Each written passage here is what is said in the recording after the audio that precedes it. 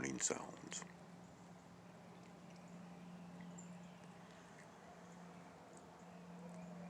Now looks much brighter through my screen than what it actually is.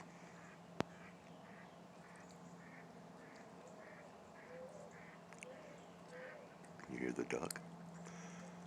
And the mourning dove.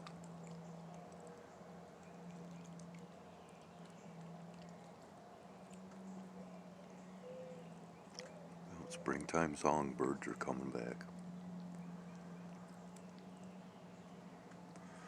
And a quick look over here.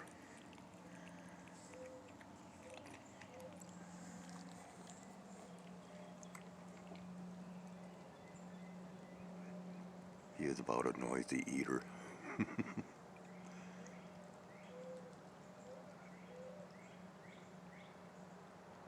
Can you hear all the sounds? Just before we get another wintry blast. So I figure that there will be quite a lot of morning activity, especially among the squirrels and whatnot, scampering around for their last minute foraging finds. And I believe that is why Spirit has come up and got my attention today.